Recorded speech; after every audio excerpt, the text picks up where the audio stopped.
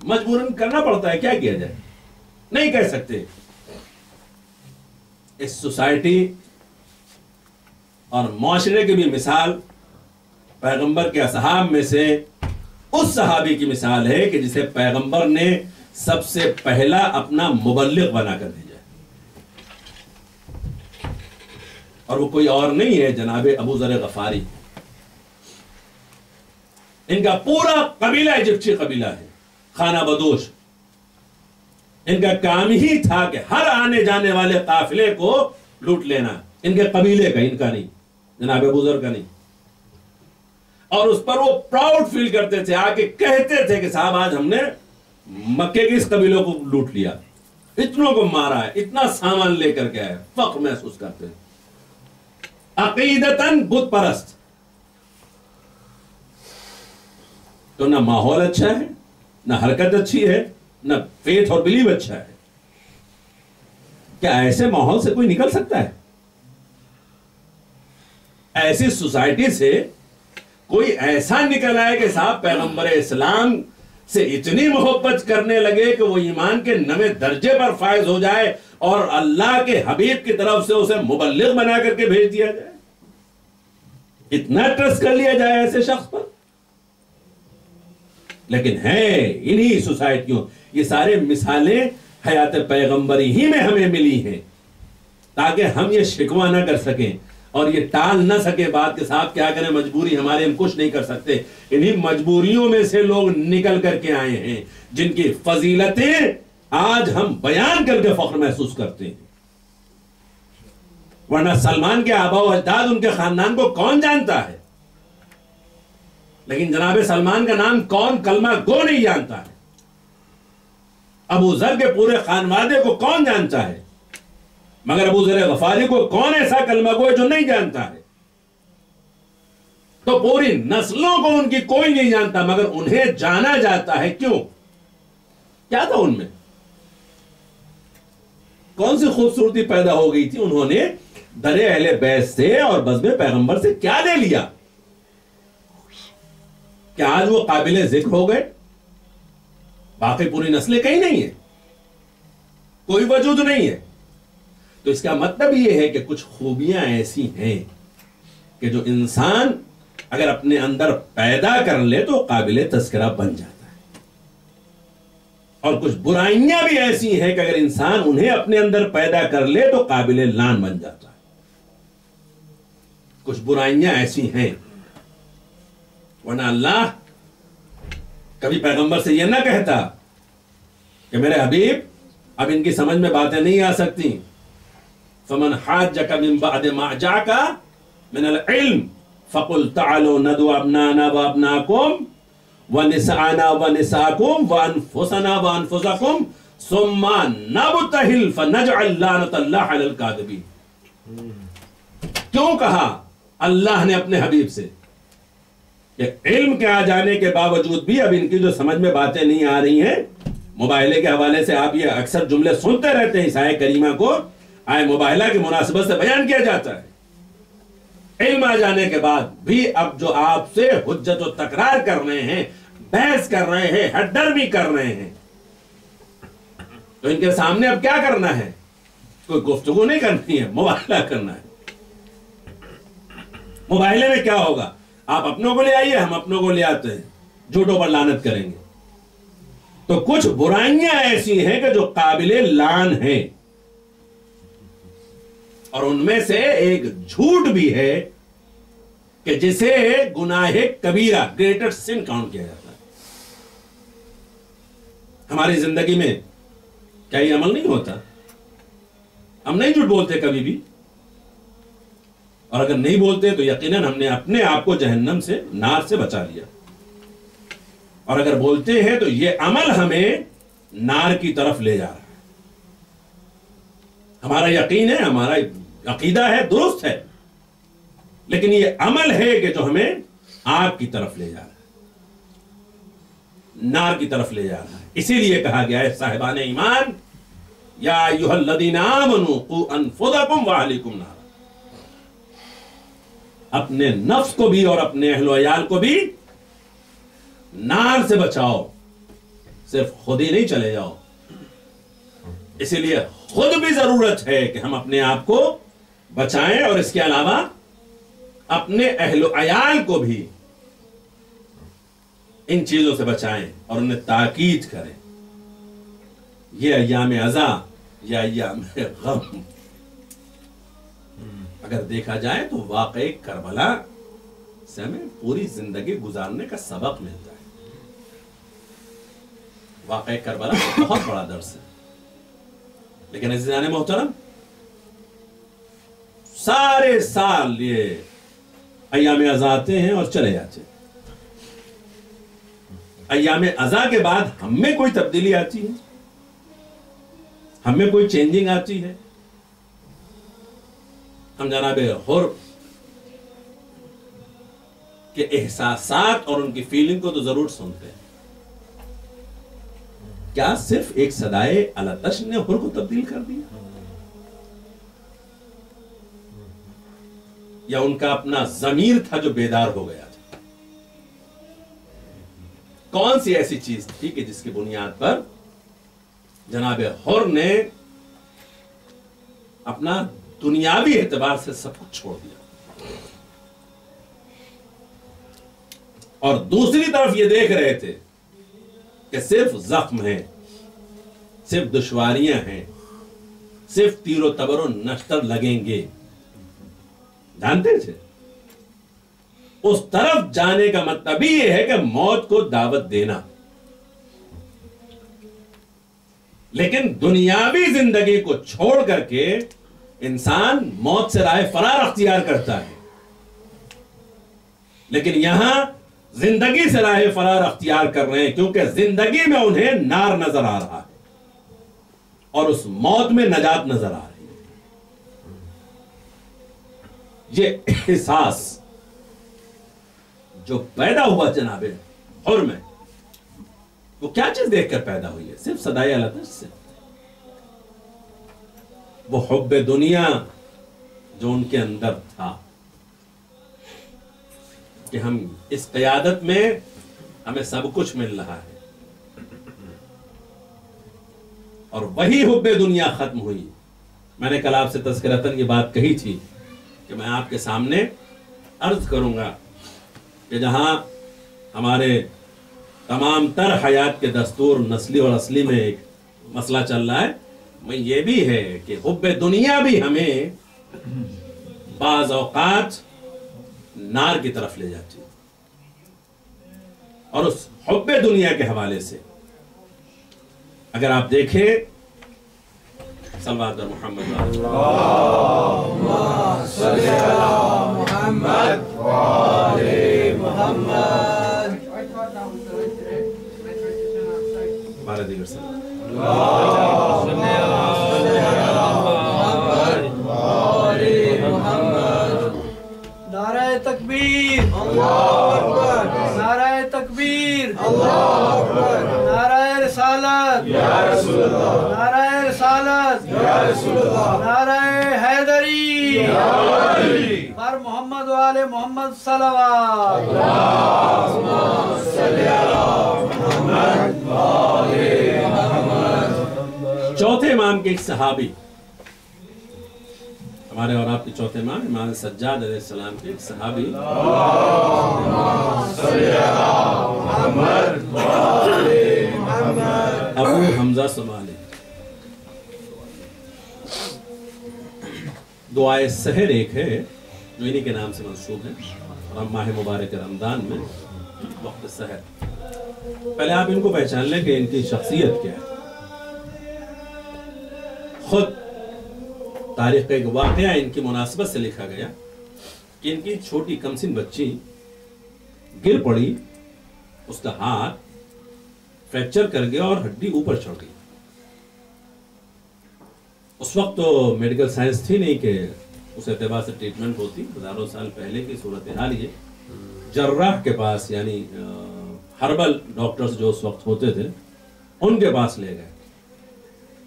انہوں نے جناب ابو حمزہ صومالی سے کہا کہ بھئی بچی چھوٹی ہے جو ابھی ہی درد سے تڑپ رہی ہے، اور اس کے ہاتھ کو پل کر کے پھر اس کا سیٹ اپ کرنا پڑے گا تو یہ بچی اور زیادہ بے چین ہوگی.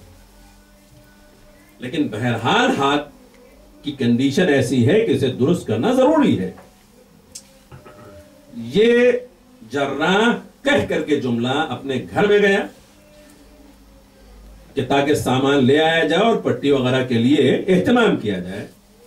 جناب ابو حمزہ سماعلی نے بارگاہ الہی میں ایک فکر کرتے ہوئے، توجہ کرتے ہوئے، پروردگارہ یہ کمسن بچی جو ابھی درد سے بلک رہی ہے، جو ابھی تڑپ رہی ہے، اس کی حالت اس وقت کیا ہوگی کہ جب اس کے ہاتھ کو کھینچ کر کے اور اس ہڈی کو بٹھانے کی کوشش کی جائے گی. یہ ایک دل کی صدا تھی. ابو حمزہ سماعلی نے اپنی زبان سے جملے نہیں ادا کیے تھے، دل میں ایک فکر اپنی اس بچی کے لیے کہ جس کا قدرت نے انہیں ظاہری ولی بنایا تھا، مگر ولی حقیقی اور وارث حقیقی پروردگار عالم. دل کی صدا ان کی نکلی. جراح گھر سے باہر آیا، اس نے کہا بیٹی انتظام ہو گیا، تم اپنا ہاتھ آگے بڑھاؤ تاکہ میں ہاتھ کو درست کر سکوں. بیٹی نے ہاتھ بڑھایا. ان کا شاید تم نے غلطی سے ہاتھ یہ بڑھا دیا ہے، یہ ہاتھ تو تمہارا درست ہے. اس نے دونوں ہاتھ بڑھا دیے، دونوں ہاتھ درست ہے. کہہ لیں گے میری سمجھ میں یہ نہیں آتا کہ میں ابھی دیکھ کر گیا ہوں کہ یہ ہاتھ مجروح تھا، ٹوٹا ہوا تھا، اس کی ہڈی ہٹی ہوئی تھی. یہ کیسے ممکن ہے کہ یہ ہڈی درست ہو؟ یہ وہاں سے اٹھے، خود بھی ان کی سمجھ میں نہیں آیا، آ کے امام سجاد سے سوال کیا کہ مولا میری بچی کے ساتھ یہ واقعہ رونما ہوا، میری سمجھ میں نہیں آتا یہ کیسے ہوا. امام ارشاد فرماتے ہیں کہ تمہارے دل میں جو فکر واقع ہوئی تھی اپنی اولاد کے تڑپنے کی، اس کے احساس کو خدا نے مد نظر رکھتے ہوئے اسے صحت عطا کی. عزیزان محترم، یہ آسان جملہ نہیں ہے.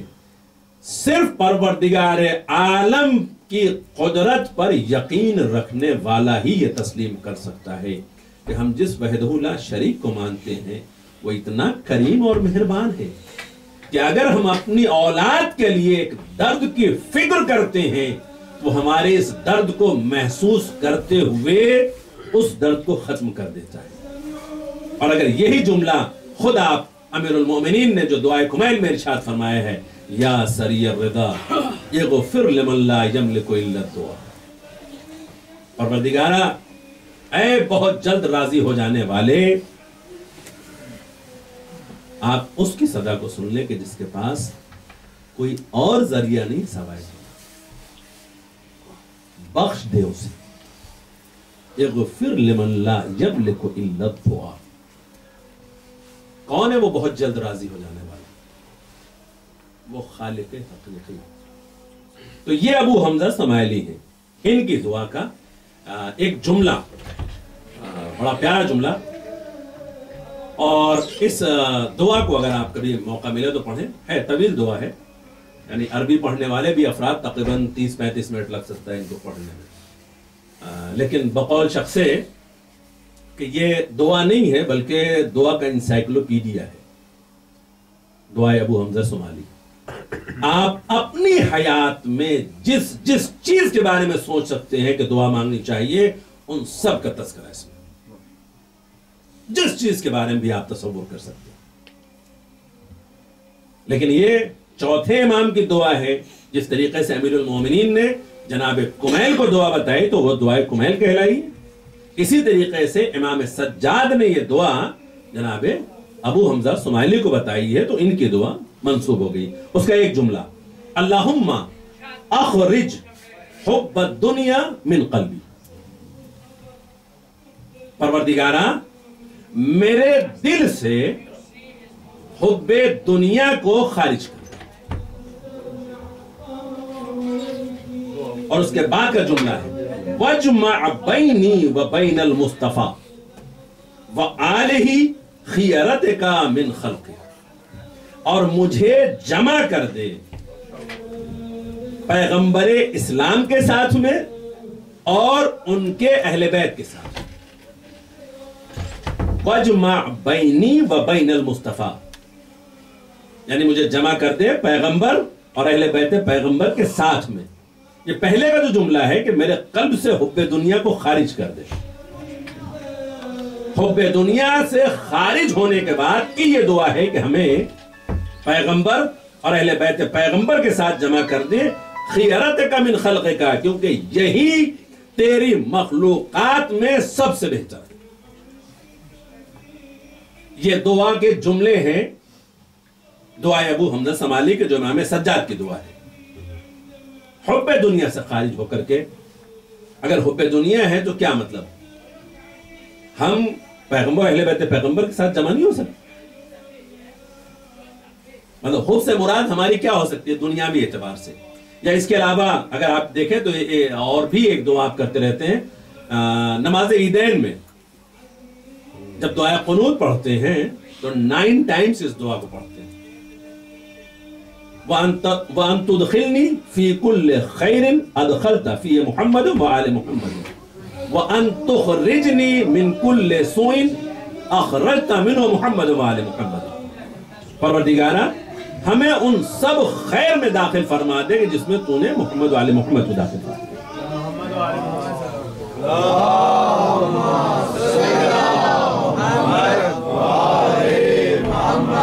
اور ان سب برائیوں سے ہمیں دور فرما دے کہ جس سے تو نے محمد وآل محمد کو دور فرمایا ہے. اس دعا کے ساتھ ساتھ یہ جو ہم جملے ادا کرتے رہتے ہیں، جہاں ہم یہ دعا مانگ رہے پروردگارہ تو ہمارے قلب سے حب دنیا کو ختم فرما دے. تو حب دنیا کے خاتمے کا مطلب کیا ہے؟ کہ مولانا اگر حب دنیا ہی ختم ہو جائے تو پھر ہم کیا کریں گے؟ دیکھیں، حب دنیا اور چیز ہے، ضرورت دنیا اور چیز ہے. اس کی ایک مثال، لیڈ سے یہاں تک کے سفر کے لیے کسی شے کی ضرورت مجھے ہے.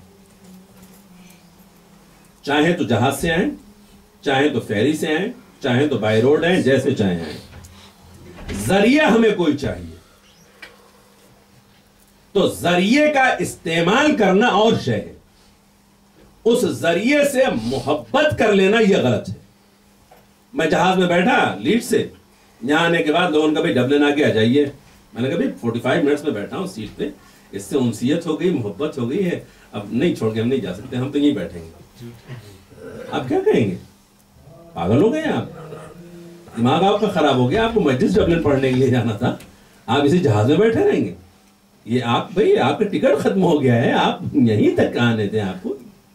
تو استعمال ذریعے کی ممانعت نہیں ہے، لیکن اب یہ بیجا محبت جو ہے ہماری، صاحب ہمارے شہر سے آیا ہے، بڑی انسیت ہو گئی، بڑی محبت ہو گئی، اب ہم اس جہاز کو نہیں چھوڑ سکتے.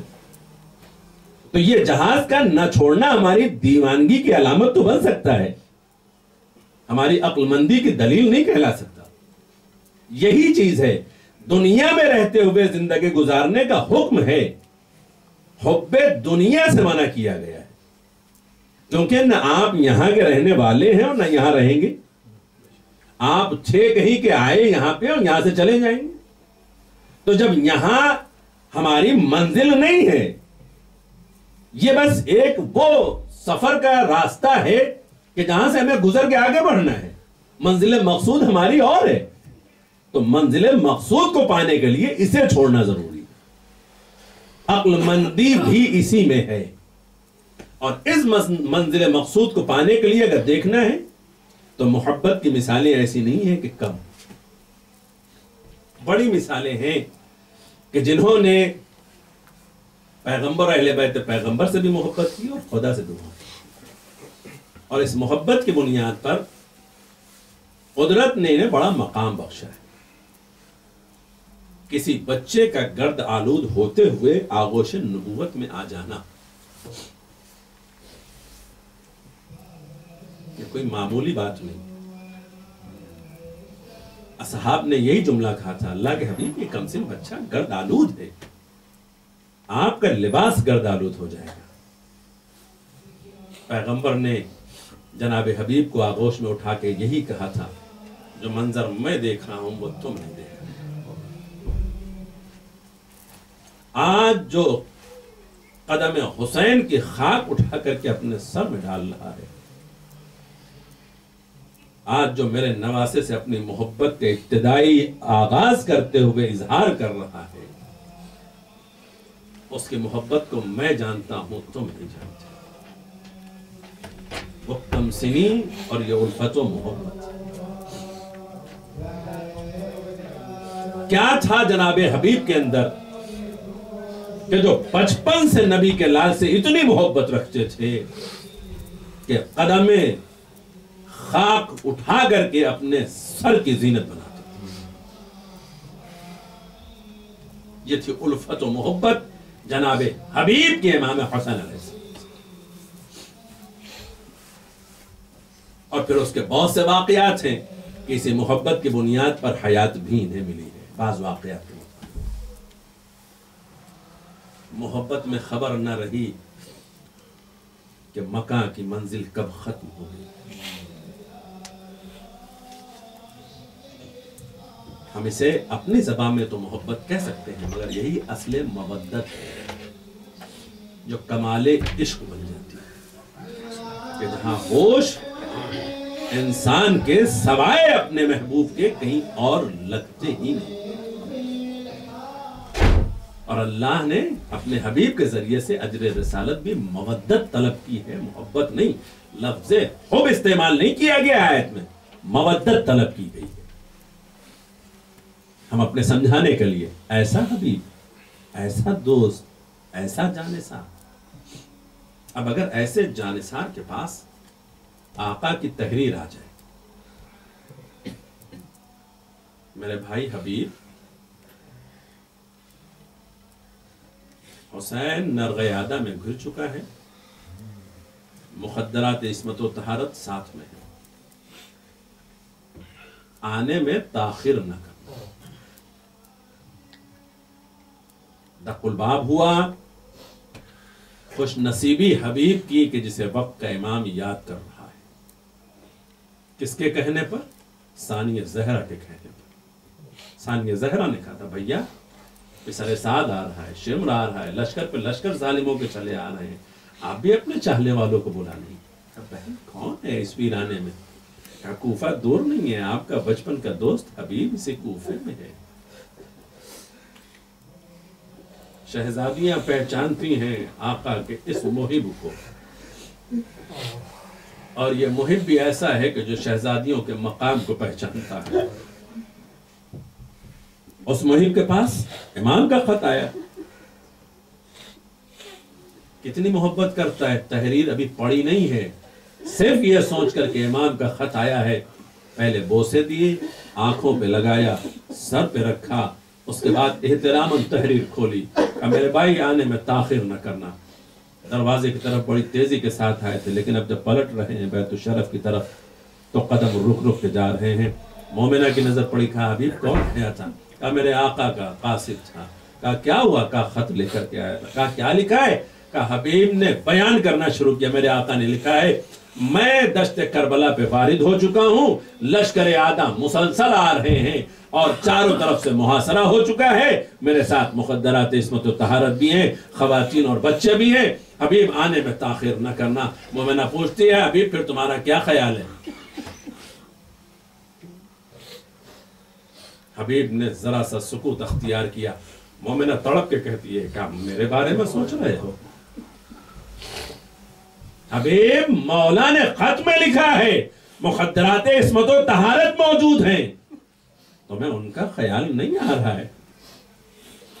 حبیب خاموشی سے گویا ہوئے، کہا نہیں ایسی بات تو نہیں ہے، تم نے تو خود یہی کہہ دیا نا، کیا میرے بارے میں سوچ رہے تھے؟ میں بھی جانتا ہوں یہ ہماری جو ذمہ داری تھی ہم اس فرض کو بھی ادا کرنا چاہتے تھے، تمہاری اجازت مل گئی ہے، حبیب جا سکتا ہے، کیونکہ بغیر گئے ہوئے حبیب زندہ نہیں رہ سکے گا۔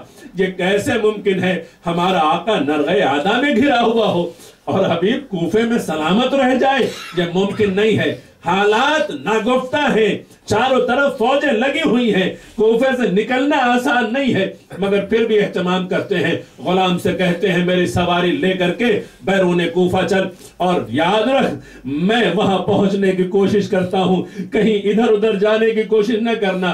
حبیب نے اپنے غلام کو تو بھیج دیا، مگر منزل مقصود تک پہنچنے میں ذرا سا تاخیر ہو گئی۔ جب منزل مقصود پر پہنچے تو ایک عجیب منظر دیکھا غلام گھوڑے کے گلے میں اپنی باہیں ڈالے ہوئے مسلسل رو رہا ہے اور کہتا جاتا ہے گھبرا نہیں، اگر تیرا آقا نہیں آیا تو تیرے پشت پر یہ غلام سوار ہو کر کے فرزند زہر کی مدد و نصرت کے لیے جائے گا۔ یہ منظر دیکھنا تھا کہ حبیب کا دل تڑپ گیا اور کہنے لگے فرس پہ سوار ہوتے ہی جا، میں نے تجھے جزا کے طور پہ آزاد کر دیا۔ جیسے ہی حبیب نے یہ جملہ کہا غلام تڑپ کے کہتا ہے بہت اچھا کیا آپ نے، جب اپنی خدمت کرانا مقصود تھی تو اپنے ساتھ رکھا ہے، اب جب جنت کی طرف قدم بڑھا رہے ہیں تو مجھے آزادی دے رہے ہیں۔ بعض روایتوں کے مطابق حبیب کا غلام بھی فرس کے ساتھ ساتھ چلا ہے۔ اس طرف حبیب کوفے سے کربلا کی طرف بڑھے ہیں اور ادھر امام بیٹھے ہوئے ہیں، کوفے کی طرف سے غبار اٹھا، ادھر امام کہتے ہیں بھئی عباس آگے بڑھو، میرا بچپن کا دوست حبیب آ رہا ہے، خوشا نصیب حبیب کہ علی کا لال، علی کو شجاعت کا وارث اور لشکر حسینی کا سردار بڑھ کر کے استقبال کر رہا ہے، اور جتنے جانثار تھے آگے بڑھے، حبیب کا استقبال کیا گیا۔